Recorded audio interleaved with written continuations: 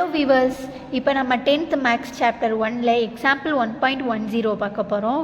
Using vertical line test determine which of the following curves represent a function. ஓகேவா?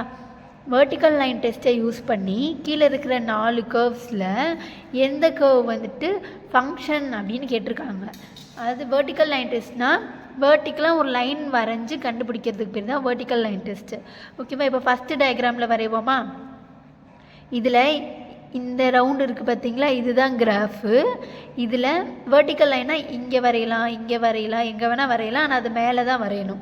Vertical லைனாக இப்படி 90 டிகிரியில் வரைகிறதுக்கு பேர் தான் வெர்டிக்கல் லைன். இந்த சைடு வரைகிறேன், இந்த சைடும் வரைஞ்சிக்கலாம், எந்த சைடு வேணால் வரைஞ்சிக்கலாம். ஓகேவா?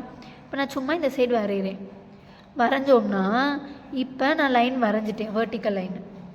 இதில் இந்த கிராஃபில் ஒரே ஒரு பாயிண்ட் மட்டும் டச் ஆச்சுன்னா அது வந்துட்டு ஒரு ஃபங்க்ஷன். இந்த கர்வ் வந்துட்டு ஒரு ஃபங்க்ஷனை ரெப்ரசன்ட் பண்ணுதுன்னு அர்த்தம். இங்கே இந்த கிராஃபில் இங்கே ஒரு பாயிண்ட் டச் ஆகிருக்கு, அதாவது நான் போட்ட கோடில் தான் பார்க்கணும்.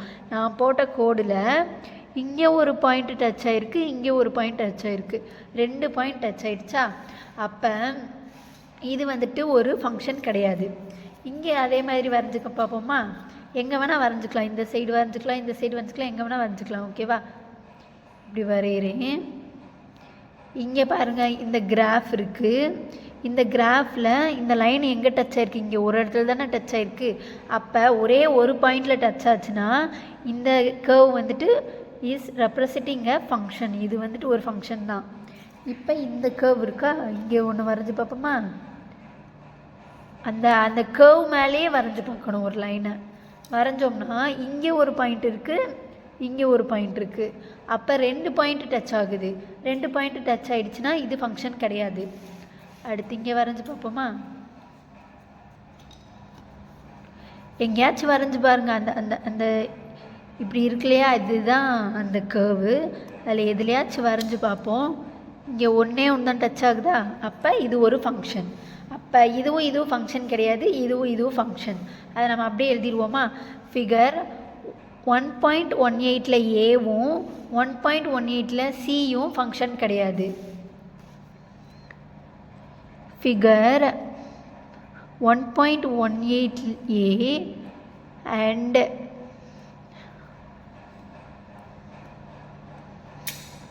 Figure 1.18 C is not representing a function. இது வந்துட்டு ஒரு ஃபங்க்ஷனை ரெப்ரசன்ட் பண்ணலை. Because the vertical line meets 2 points at the curve. ஓகேவா? என்ன எழுதிருக்கீங்கன்னா, ஃபிகர் 1.18ல் ஏவும் அண்ட் ஃபிகர் 1.18ல் சிவும் is not representing a function. இது ஃபங்க்ஷனை ரெப்ரசன்ட் பண்ணலை. பிகாஸ் இந்த வெர்டிக்கல் லைன் வந்துட்டு அங்கே meets 2 points at the curve. அந்த வெர்டிக்கல் லைன் வந்துட்டு அந்த கர்வில் 2 பாயிண்ட்டை மீட் பண்ணுது. ஓகேவா? 2 இடத்துல மீட் பண்ணுது. அதுதான் எழுதியிருக்கேன். இப்போ இந்த ரெண்டுமே ஃபங்க்ஷன் சொல்லிட்டு எழுதுவோம். ஃபிகர் 1.18ல் பியும் ஃபிகர் 1.18ல் டிவும். Figure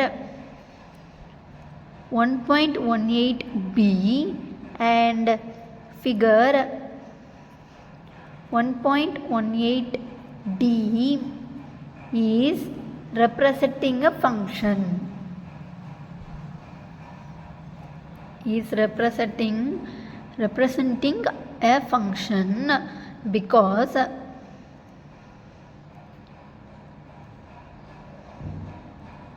the vertical line